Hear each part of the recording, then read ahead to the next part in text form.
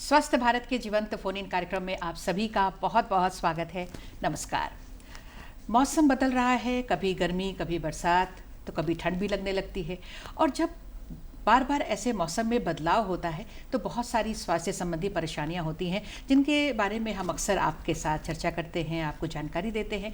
और आज के दिन चूँकि पूरा विश्व हम सभी मना रहे हैं विश्व अस्थमा दिवस यानी विश्व दमा दिवस, तो आज हमने यही विषय रखा है ताकि आप हमें फ़ोन करें और दमा के बारे में और साथ ही साथ श्वसन संबंधी जितनी भी परेशानियाँ हैं इस मौसम में होने वाले उससे संबंधित आप हमसे सवाल पूछ सकते हैं। और आज हम अपने विशेषज्ञ से भी मिलाएंगे आपको, लेकिन पहले फ़ोन नंबर आप नोट कर लीजिए। हमारा फ़ोन नंबर है 0651228607। फ़ोन नंबर एक बार फिर से बता देते हैं 065122822607। तो आप इसी फ़ोन नंबर पर हमें इसी समय फ़ोन कर सकते हैं और दमा और श्वसन रोग के संबंध में जो भी आप जानना चाहते हैं हमसे सवाल पूछ सकते हैं। तो चलिए अब बिना देर किए आपको अपने आज के विशेषज्ञ से मिलवा देते हैं। आज हमारे साथ हैं सुप्रसिद्ध छाती रोग विशेषज्ञ हैं डॉक्टर ओंकार कुमार झा, जो कि पारस हॉस्पिटल रांची में इस वक्त सेवाएं दे रहे हैं। डॉक्टर साहब, आपका मैं कार्यक्रम में बहुत बहुत स्वागत है। नमस्कार। धन्यवाद मैम जी। दूरदर्शन के दर्शकों को मेरा नमस्कार। जी बिल्कुल, हम सभी बहुत खुश हैं कि आप हमारे बीच आज आए हैं और बहुत सारी जानकारियां हमें जानने का मौका मिलेगा। और ये जो दमा के बारे में आज हम बात कर रहे हैं, चूँकि विश्व दमा दिवस है आज और पूरा विश्व मना रहा है, तो जब तक हमारे दर्शक हमें फ़ोन करते हैं तब से आपसे ये पूछना चाहेंगे कि ये जो विश्व दमा दिवस हम लोग हर साल मनाते हैं तो इसके पीछे क्या उद्देश्य होता है? इसके पीछे मुख्य उद्देश्य है, दमा एक गंभीर बीमारी है, अगर इसको सही से इलाज नहीं किया जाए तो ये जानलेवा हो सकता है। और इसका अवेयरनेस पब्लिक में होना बहुत ज़रूरी है और डिफरेंट लेवल पर, एडमिनिस्ट्रेशन के लेवल पर भी, सरकार के लेवल पर भी जागरूकता लाना ज़रूरी है, क्योंकि अभी भी दुनिया में करीब 26 करोड़ लोग दमा के से ग्रसित हैं। जी जी। जिसमें करीब 13% भारत से है। अच्छा। अगर दमा के कारण होने वाले मृत्यु की संख्या देखें, हाँ, तो करीब 4.5 लाख मृत्यु हर साल दुनिया में होती है सिर्फ दमा के कारण, लेकिन उसका 40% सिर्फ इंडिया में होता है। अच्छा। सो ये एक डिस्पैरिटी है कि हमारे यहाँ मृत्यु दर काफ़ी ज़्यादा है। तो हमारे लिए ये और भी ज़रूरी है कि हम इस दिवस को उपयोग करके ज़्यादा से ज़्यादा जागरूकता क्रिएट कर सकें। जी जी जी बिल्कुल बिल्कुल, ये जो जागरूकता का ही हम प्रयास भी कर रहे हैं कि हम आज जीवंत फोन इन कार्यक्रम कर रहे हैं। और देखिए हमारे एक दर्शक जुड़ रहे हैं फ़ोन के माध्यम से, हम उनका सवाल लेते हैं। हेलो हेलो हेलो जी, हमारी आवाज़ मिल रही है? हेलो हेलो, फ़ोन कट गया है। फ़ोन लाइन में हो सकता कुछ गड़बड़ी हो। हम चाहेंगे जो भी दर्शक हमसे जुड़ने का प्रयास कर रहे थे एक बार फिर से प्रयास करें, शायद हम आपकी बातों को सुन सकें। तो डॉक्टर साहब, फ़ोन से पहले आपने हमें बताया कि एक ऐसी समस्या है दमा जो है वो, मतलब उसके बारे में जानकारी और जागरूकता बढ़ाना बहुत ज़रूरी है, क्योंकि दमा एक ऐसी बीमारी है डॉक्टर साहब जो हम बहुत ही पुराने ज़माने से ये सुनते आ रहे हैं कि दमा यानी दम के साथ ही जो बीमारी जाती है ये ठीक नहीं होती है, ऐसी भी भ्रांतियाँ हैं। तो आज हम कोशिश करेंगे कि आपकी बातों के माध्यम से, आपकी जानकारियों के माध्यम से हम ये जो भ्रांति है उसे भी दूर कर पाएँ। जी, लेकिन एक दर्शक जुड़ गए हैं, उनका सवाल पहले ले लेते हैं। हेलो हेलो, हाँ जी नमस्ते, कौन बोल रही हैं? जी, नीलम शर्मा बोल रही हूँ। नीलम शर्मा जी, कहाँ से बोल रही हैं? मैम मैं बोल रही हूँ पिस्का मोड़ से। हाँ मैम। जी जी, सवाल करिए नीलम जी। तो मैम मैं ये जानना चाह रही थी कि दमा की शुरुआती है, कभी कभी होता है कि आप चलते चलते काफी खांसने लगते हैं और फिर रिलैक्स होने में बहुत टाइम लगता है और लगता है कि सांस वगैरह याद वो सभी दमा के रिलेटेड है। जी जी, मतलब इनका जो सवाल है नीलम जी का, मतलब ये है कि जैसे हम आते ही अभी इस पर, तो नीलम जी ने जब सवाल कर ही दिया है कि दमा के जो लक्षण है वो कई बार समझ में नहीं आता है। कभी भी जैसे चलते चलते हाँफ रहे हैं या खांसी हो रही है, या तो लोग उसे दमा समझें या फिर क्या समझें, क्या किस तरह के लक्षण होते हैं? दमा के मुख्य लक्षण जो होते हैं वो सांस की दिक्कत, खांसी होना, अक्सर सूखी खांसी, छाती में जकड़न महसूस होना, जी। प्रेशर सा फील होता है, और सांस से कभी कभी सीटी जैसी आवाज़ आना। अच्छा। इसके अलावा यह सिम्टम्स जो होता है ये हमेशा हो जरूरी नहीं है। हाँ, जैसा हाँ। मैडम बोल रही थी कि ये बीच बीच में कभी आ जाता है। जी, जी। और ये एपिसोडिक हो सकता है कुछ लोगों में कि बीच में आया, काफ़ी तेज समस्या आई, और मतलब फिर गैप के बाद फिर वो कुछ दिन के लिए शांत रहा, और फिर अच्छा। से वो समस्या बीच में आई। तो ये चीज़ें होती हैं, ये दमा के लक्षण हैं। हो सकता है। हो सकता है। तो नीलम जी के लिए क्या सलाह देना चाहेंगे? जल्द से जल्द ही अपने पल्मोलॉजिस्ट के पास जाकर के मिलना चाहिए, थोड़ा सा अपनी जांच इलाज करवा लें। इसे सबसे पहले तो कंफर्म करना होता है कि हाँ, ये हाँ। दमा ही है, बिल्कुल, या बिल्कुल। कुछ और भी समस्या हो सकती है जो उस तरह से प्रेजेंट कर रहा हो। बिल्कुल, तो जांच सबसे पहले जांच जरूरी कर है उसको डॉक्टर। जी, कंफर्म करना, बिल्कुल। और फिर उसके लिए उचित उपचार डॉक्टर की मदद से। तो नीलम जी का हम धन्यवाद करते हैं, उन्होंने हमसे बात किया है। एक और दर्शक जुड़े हैं, उनका सवाल लेते हैं सर। हेलो। हेलो। हाँ जी, नमस्ते, कौन बोल रही हैं? नमस्ते, मेरा नाम मोही है, हम एजी कॉलोनी से बोल रहे हैं। गौरी जी, मोही जी एजी कॉलोनी से बोल रहे हैं। जी जी, सवाल करिए। मेरा सवाल ये है कि जब से हम लोग बहुत सारी सीढ़ी चढ़ते हैं तो हमारी सांस फूलने लगती है, तो क्या this is a chance of asthma और व्हाट स्टार्टिंग इनिशियल स्टेज है कि क्या है ये? जी जी। सीढ़ियाँ चढ़ने से सांस फूलना, हाँ। ये दमा का एक लक्षण हो सकता है, बट हमें और चीज़ों के लिए देखना पड़ेगा, क्योंकि बहुत सारी अन्य बीमारियां हैं जिसमें एक्जर्शन के साथ सांस फूलने की प्रॉब्लम हो सकती है। जो हार्ट संबंधी समस्याएं हैं उसमें भी एक्जर्शनल डिस्निया होता है, सांस मतलब एक्जर्शन करने से सांस फूलने लगती है। सो सबसे पहले ज़रूरी होता है कि हम चीज़ों को कंफर्म करें कि ये है क्या, फिर हम उसके उपचार के बारे में सोच पाएंगे। बिल्कुल बिल्कुल। कुछ ऐसे लक्षण होते हैं जो कई सारे जो बीमारियां हैं उसमें एक जैसे लक्षण होते हैं, और ऐसे में और ज़रूरी हो जाता है कि हम जांच की ओर जाएं। सच में तो हार्ट की कुछ समस्याएं इतनी क्लोजली मैच करती हैं अस्थमा के साथ कि कुछ लोगों को पहले ज़माने में एक टर्म यूज़ होता था, कार्डियक अस्थमा। अच्छा। तो सांस मतलब कि हार्ट फेल्योर के कंडीशन में सांस में पानी का जमाव होना और छाती में, और उसके चलते व्हीजिंग साउंड होना, जो कि अस्थमा का टिपिकल लक्षण होता है, उस तरह से प्रेजेंट करता था, और वो कार्डियक कारणों से हो सकता है। बिल्कुल। तो इस तरह के बिल्कुल तो ऐसे लक्षण हो तो जांच जरूर करा लेना चाहिए, ताकि इसकी पुष्टि हो सके कि भाई ये दमा ही है। और जैसे दमा की बात हम कर रहे हैं, और आज हम लोग सभी विश्व दमा दिवस मना रहे हैं। हर साल किसी न किसी थीम के साथ हम इस दिवस को मनाते हैं। क्या इस बार भी कुछ खास थीम रखी गई है? हाँ, इस बार का थीम है make inhalers accessible for all. जी। अस्थमा का ट्रीटमेंट का मेन स्टेज जो थेरेपी है, जो मुख्य उपचार है, वो इनहेलर है। अच्छा।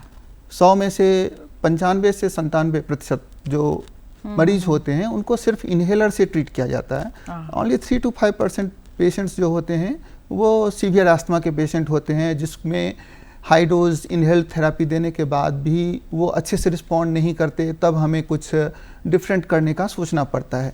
सो जब यह थेरेपी इतना इम्पॉर्टेंट है तो यह ज़रूरी है कि ये सबके लिए एक्सेसिबल हो। जी। और कई बार कई तरह की बाधाएं होती हैं जिसके कारण ये एक्सेसिबल नहीं हो पाता है रिमोट एरियाज़ में। इनहेलर का कई बार कॉस्ट इशू आ सकता है। जी। तो ये बेसिकली प्रबंधन का मतलब सरकार की तरफ से होना चाहिए कि ये बहुत इंपॉर्टेंट मेडिसिन है और ये सबके लिए एक्सेसिबल हो, उसके लिए जो उचित कदम उठाया जा सके। सो ये पब्लिक लेवल पे अवेयरनेस लाना और सरकार के लेवल पे अवेयरनेस लाना कि ये बहुत ही इंपॉर्टेंट ट्रीटमेंट है और ये सबको एक्सेसिबल होना चाहिए। बिल्कुल। तो इस बार बहुत ही अच्छे थीम के साथ, बहुत ही महत्वपूर्ण थीम के साथ हम लोग इसे मना रहे हैं। और एक दर्शक हमसे जुड़ रहे हैं सर, उनका सवाल लेते हैं अब। हेलो। Good afternoon ma'am. हाँ, गुड आफ्टरनून। कौन बोल रही हैं? पिया बर्मन, अपर बाजार से। अच्छा, पिया बर्मन जी अपर बाजार से बोल रही हैं। चलिए, आप हर बार जुड़ती हैं, हमें बहुत अच्छा लगता है। पिया बर्मन जी, सवाल करिए। जी, सवाल करिए।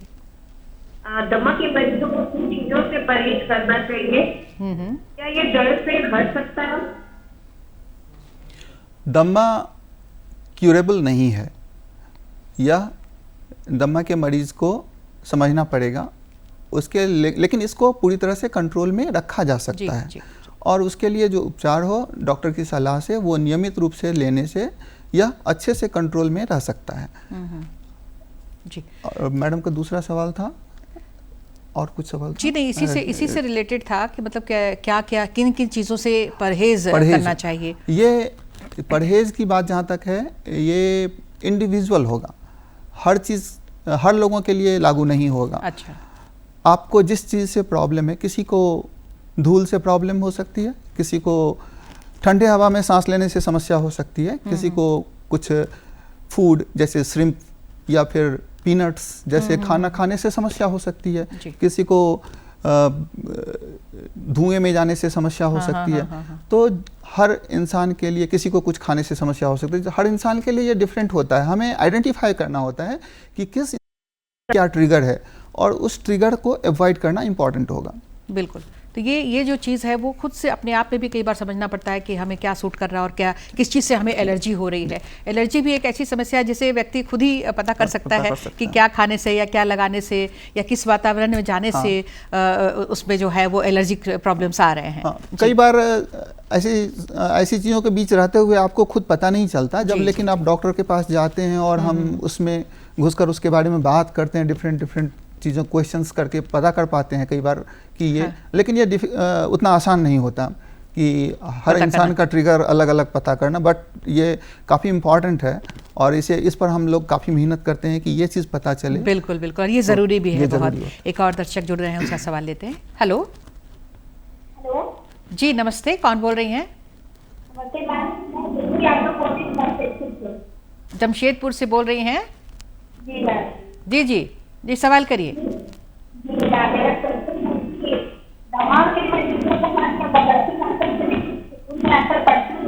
जी, आपकी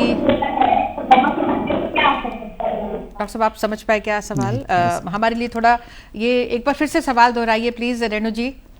मैम, ये जो मौसम जब चेंज होता है तो क्या बिल्कुल, आपकी आवाज़ हमें स्पष्ट मिल नहीं पा रही है रेणु जी। Hello hello. हाँ रेणु जी, आपकी आवाज़ हमें स्पष्ट नहीं मिल पा रही है। मैम, मैं पूछ रही हूँ कि दमा के पेशेंट को जब ये मौसम चेंज होता है तो क्या इसका असर उनके स्वास्थ्य पे पड़ता है? जी जी, बिल्कुल बिल्कुल, बहुत ही अच्छा सवाल किया है रेणु जी आपने। बदलते मौसम में, अभी मैंने शुरू में भी कहा और अभी डॉक्टर साहब भी बताएंगे कि बदलते मौसम में कितना असर पड़ता है दमा के मरीजों पर। जरूर। बदलते मौसम से बेसिकली आपकी जो समस्याएं हैं उसमें परिवर्तन आना, यह अपने आप में दमा को पुष्टि करता है। एक्सट्रीम ऑफ टेम्परेचर्स, ह्यूमिडिटी ज़्यादा होना, या डिफरेंट मौसम में डिफरेंट तरह के जो पॉलेंस होते हैं, जो पार्टिकुलेट मैटर्स एयर में होते हैं जिसको हम इनहेल करते हैं और उससे हमारा सिम्टम्स बढ़ता है, तो ये इस बात को पुष्टि करता है कि अस्थमा है। जी जी, जैसे अभी हमने अभी जो मौसम है, ऐसे तो बदलाव बहुत सारे हो रहे हैं, बदलता मौसम है, लेकिन अभी अगर मेनली हम जाएं तो ये गर्मी का मौसम है। तो ये गर्मी के मौसम में क्या ये ज़्यादा देखने में आता है? क्योंकि अधिकतर लोग हम समझते हैं कि शायद ठंड में दमा बढ़ने का खतरा ज़्यादा होता है। हॉट एंड ह्यूमिड कंडीशन अगर ज़्यादा हो तो उसमें मोल्ड्स, हाउस डस्ट माइट्स, ये सब कुछ ट्रिगर्स हैं जो ज़्यादा ग्रो करते हैं और उससे अस्थमा के सिम्टम्स को बेसिकली ज़्यादा हो जाता है। अगर एक्सट्रीम ऑफ कोल्ड टेम्परेचर लें और ड्राइनेस लें तो उससे भी जो सांस की नली की मसल्स होते हैं वहाँ पर कॉन्ट्रैक्शन होता है और उससे भी बेसिकली अस्थमा के सिम्टम्स एग्जैसरबेट होते हैं। जी जी, जैसे कि अगर परहेज़ की बात करें या दमा के मरीज, जैसे कि आपने कहा कि ये क्यूरेबल तो नहीं है, लेकिन इसको हम कंट्रोल में रख सकते हैं। तो कंट्रोल में रखने के लिए बहुत सारे नियम होंगे, चाहे वो खान पान हो, रहन सहन हो, आसपास का जो वातावरण हो, बहुत सारे नियम होंगे। बदलते मौसम के साथ अपने आप को किस तरह से परिवर्तित करें अपने बिहेवियर में, आहार व्यवहार में, तो उसके लिए आप क्या सलाह देना चाहेंगे लोगों को? बेसिकली सबसे इम्पॉर्टेंट होगा कि जो ट्रिगर्स हैं उसको समझना, जो कॉमन एलर्जेंस हैं उसको अवॉइड करना। जैसे कि हमें पॉलन कैलेंडर के बारे में समझना चाहिए कि डिफरेंट मौसम में जो वातावरण में डिफरेंट प्लांट्स, ग्रास या फिर वीड्स होते हैं, उनके पॉलेंस आते हैं और उनके पॉलेंस का कंसंट्रेशन हम डिफरेंट ऐप्स के थ्रू पता कर सकते हैं कि कब ज़्यादा है। और जब इन पॉलेंस का कंसंट्रेशन ज़्यादा हो तो हमें बाहर निकलने में परहेज़ रखना चाहिए, या निकलें तो मास्क यूज़ करें, विंडोज़ को बंद रखें। इस सब तरह के बेसिकली सावधानियाँ रखनी चाहिए। जी बिल्कुल। तो दमा, क्या अगर दमा में खांसी भी होती है जैसा आपने बताया, ये ज़रूरी है खांसी होना, या बढ़ते जो अगर लक्षण की बात करें तो खांसी के साथ क्या ब्लड आना या इस तरह के भी लक्षण दिखाई दे सकते हैं? खांसी एक कार्डिनल सिम्टम है, 4 सिम्टम्स में अक्सर होता है, लेकिन सब में हो ज़रूरी नहीं है। अच्छा। और खांसी के साथ ब्लड आना एक्चुअली, अगर हम जैसे कि टेम्परेचर बहुत ज़्यादा है, अस्थमा के मरीज अगर बाहर निकलते हैं और नेजल ड्राइनेस हो गया ज़्यादा, तो उससे कई बार अस्थमा के मरीज भी ब्लीडिंग लेकर प्रेजेंट करते हैं। बट हमें फिर और चीज़ों को रूल आउट करने की ज़रूरत होती है। बिल्कुल। तो ऐसा कौन सा कंडीशन आ जाता है, जैसा आपने शुरू में ही कहा कि कई इतने सारे जो मौत की दर है दमा के कारण वो ज़्यादा है, तो ऐसा किस तरह का कंडीशन आ जाता है, किस तरह की लापरवाही हो जाती है कहीं पर कंट्रोल करने में, जो मरीज़ जो है वो मौत के मुंह तक पहुंच सकता है? मैंने पहले भी कहा कि अस्थमा के ट्रीटमेंट का सबसे इम्पॉर्टेंट है इनहेलर थेरेपी। हाँ। सो अगर इनहेल थेरेपी लेने में अभी भी पब्लिक बहुत जागरूक नहीं है, जी, और उसमें एक स्टिग्मा सा है, लोग नहीं लेना चाहते हैं, सोचते हैं कि इसकी लत लग जाएगी या दूसरे लोग क्या कहेंगे। और जब इस इम्पॉर्टेंट मेडिसिन को लोग रेगुलरली डॉक्टर के एडवाइस के हिसाब से नहीं लेते हैं, तो फिर उसका एग्जैशर्बेशन होता है, और लंबे समय तक अनकंट्रोल्ड एस्थमा इस तरह रहने से जो हमारा एयरवे है, जो कि पहले शुरू में इन मेडिसिन से रिस्पॉन्ड कर रहा होता है, वो बाद में रिस्पॉन्ड नहीं कर पाता है, और उसको हम फिर बोलते हैं कि फिक्स्ड एयरवे डिजीज़ हो गया, और फिर उससे कुछ लोगों में इन्फेक्शन बढ़ेगा और मोर्टालिटी आती है। जी जी जी। तो ये जो है, ये एक दूसरे में फैलने वाली समस्या है या इनहेरिट है, हम करते हैं अपने फैमिली से, ये किस तरह की समस्या है? इसके जो रिस्क फैक्टर है उसमें बेसिकली जेनेटिक फैक्टर एक है। एक्चुअली जेनेटिकली फैमिली में अगर है किसी को, तो वह एक रिस्क होता है कि मरीज को अस्थमा होगा, बट हर लोगों को ऐसा नहीं होता। ये जो अस्थमा का बेसिकली पैथोजेनेसिस है, वो एक complex basically interaction between environment and genetic makeup अच्छा के रूप में देखा जाना चाहिए। मतलब कि आसपास का हमारा वातावरण कैसा है, मौसम कैसा है, हाँ। और हमारा जो जीन है वो कैसा है, हमारी ये जो हमारी जो इम्यूनिटी हमारे अंदर जो होती है वो कितना पावरफुल है, हम कितना लड़ सकते हैं रोगों से। जी। डिफरेंट लोग डिफरेंट तरह से एक ही एलर्जन से रिस्पॉन्ड कर सकते हैं। सो हर आदमी सेम पाथवे पर नहीं जाता। अगर कुछ एलर्जन एक ही फैमिली के डिफरेंट लोगों को या डिफरेंट लोगों को मिले, तो कुछ लोग उसमें से हो सकता है कि वो उस तरह से रिएक्ट करे कि उसको अस्थमा डेवलप हो। जी जी जी। तो शुरू से ही कुछ कंट्रोल किया जा सकता है, अगर हमें पता है कि आनुवंशिक रूप से है हमारी फैमिली में, तो कुछ कंट्रोल शुरू से ही कर सकते हैं कि ये जो ज़्यादा परेशानियां हैं वो बढ़े नहीं। सर, इसका सवाल हम आपसे जवाब लेंगे। आपसे एक दर्शक जुड़ रहे हैं, उनका सवाल लेते हैं पहले। हेलो। हेलो। हाँ जी, नमस्ते, कौन बोल रहे हैं? जी, नाम बताइए। धनेश्वर ठाकुर। जी, धनेश्वर ठाकुर जी, कहाँ से बोल रहे हैं? धनबाद से बोल रहे हैं। धनबाद से बोल रहे हैं जी, पूछिए क्या पूछना चाहते हैं? जी, धनबाद से बोल रहे हैं मैडम। हाँ हाँ, धनबाद से बोल रहे हैं धनेश्वर जी, सवाल पूछिए। हमारा लड़का का उम्र 30 साल है। 30 साल? तो हाँ जी,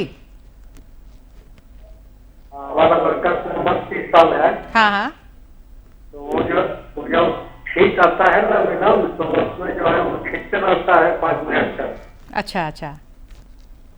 मतलब अस्थमा का भी प्रॉब्लम था बचपन में, लगातार छींक आती है? क्या कर और जी, ये बचपन में भी था, ऐसा कुछ बोल रहे हैं? बचपन में भी इस तरह की समस्या थी क्या धनेश्वर जी? हाँ हाँ जी जी। अच्छा, बचपन से है ये छींक वाली समस्या? जी हाँ। सो बेसिकली छींक होना और नाक से रिलेटेड, जैसे नाक से पानी, कुछ कहना चाह रहे हैं? जैसे छींक होना, नाक से पानी जाना, नाक बंद होना, गले में खराश होना, ये एलर्जिक राइनाइटिस का पार्ट हो सकता है। एलर्जिक राइनाइटिस जैसे एयरवे एक ही है, नाक से हम सांस लेते हैं और फेफड़े में जाता है। जी। तो एलर्जिक राइनाइटिस के पेशेंट्स को एस्थमा होने की संभावना ज़्यादा रहती है। 30% पेशेंट्स ऑफ एलर्जिक राइनाइटिस उनको एस्थमा होता है, और एस्थमा के मरीज में 80% में एलर्जिक राइनाइटिस देखा गया है। सो इस तरह से, लेकिन आपका यह सिर्फ एलर्जिक राइनाइटिस है या साथ में एसोसिएटेड एस्थमा भी है, यह जानने के लिए हमें आगे कुछ जांच कंफर्म करना पड़ेगा। अदरवाइज अगर सिर्फ छींक आ रही है या जैसे गले में खराश या मौसम के हिसाब से कुछ चेंजेस आते हैं तो ये उसका पार्ट नहीं है, मतलब दमा तो नहीं है, जरूरी नहीं है कि दमा जरूरी नहीं है कि भाई होगा। तो इसके लिए जांच, समुचित जांच जरूरी है। और चूंकि ये कह रहे हैं कि बचपन से ही ये लक्षण देखे जा रहे हैं, ऐसा देखा गया है कि जो जिनको बचपन में अस्थमा जैसे सिम्टम्स होते हैं, वो लोग ज़्यादा प्रोन होते हैं कि लेट एज में फिर से अस्थमा आए। इस बात की संभावना रहती है। नॉर्मल पॉपुलेशन की तुलना में इस बात की ज़्यादा संभावना होती है। मतलब दमा जो है वो किसी भी उम्र में देखा जा सकता है? किसी भी उम्र में देखा जा सकता है। लेट ऑनसेट अस्थमा एल्डरली लोगों में भी होता है। यूजुअली मानते हैं कि अस्थमा 40 साल से पहले शुरू होता है। उसके बाद जो क्लासिकली एक अलग बीमारी होता है जिसको COPD, जो कि स्मोकिंग से रिलेटेड होता है। अच्छा। उसको हम यूजुअली कहते हैं कि 40 साल से बाद जो होती है ये सांस की दिक्कत इस तरह के सिम्टम्स के साथ, उसको COPD ग्रुप में रखते हैं। और 40 साल से पहले, ये पहले का इस तरह से था, लेकिन हमेशा ज़रूरी नहीं है, हमें फिर जांच कर कंफर्म करना पड़ता है। और अस्थमा COPD काफ़ी रिलेटेड होता है, कई बार इनको डिफ्रेंशिएट करना बहुत मुश्किल होता है, और इनके बीच कई बार ओवरलैप भी देखा जाता है। सो अस्थमा COPD ओवरलैप हो सकता है, ये ओवरलैप डायग्नोसिस हो सकता है किसी का। जी। एक और दर्शक जुड़े हैं सर, उनका सवाल लेते हैं। हेलो। हाँ हेलो। हाँ जी, नमस्ते, कौन बोल रही हैं? हाँ नमस्ते, मैं सिमी बोल रही हूँ। जी, कहाँ से? लालपुर से। सवाल करिए। दमा और ब्रोंकाइटिस में क्या अंतर है? दमा और ब्रोंकाइटिस में जी, दमा जो है वो दोनों सांस की बेसिकली क्रॉनिक डिजीज है दोनों। और दमा एक तरह से एलर्जिक मैनिफेस्टेशन है, और क्रॉनिक ब्रोंकाइटिस बार बार इरिटेंट्स को सांस के थ्रू अंदर जाना और ब्रोंकस के अंदर इन्फ्लामेशन क्रिएट करना, और उसके चलते काफ़ी बलगम आना, तो ये ब्रोंकाइटिस का पार्ट होता है। ब्रोंकाइटिस के पेशेंट में एक्सपेक्टोरेशन, स्प्यूटम प्रोडक्शन काफ़ी ज़्यादा होता है। ब्रोंकाइटिस को हम लोग COPD का पार्ट मानते हैं, और उसमें जब हम डिफरेंट जांच से के थ्रू देखते हैं तो उसमें जो एयरवे होता है वो फिक्स्ड एयरवे डिजीज़ होता है। जिस अस्थमा के मरीज में अगर हम ब्रोंकोडायलेटर देते हैं तो वो पूर्णतः नॉर्मल के तरह उसकी सांस की नली बिहेव करने लगती है। बट ब्रोंकाइटिस COPD के पेशेंट्स में ऐसा नहीं होता। उनका मेडिसिन देने के बावजूद भी कुछ रेस्ट्रिक्शन, ऑब्स्ट्रक्शन बचा रह जाता है। हाँ, मतलब ये भी एक अच्छी बात हुई कि इनके फ़ोन के माध्यम से अन्य लोगों को भी ये क्लियर हुआ कि दमा है और ये अलग है, और ब्रोंकाइटिस जो है वो अलग है। दोनों के कारण अलग हो सकते हैं, दोनों मिलते जुलते हैं, ट्रीटमेंट्स अलग हो सकते हैं। लेकिन हाँ, लक्षण हो सकता है एक दूसरे से, कई बार दोनों के ओवरलैप भी हो सकते हैं। जी बिल्कुल।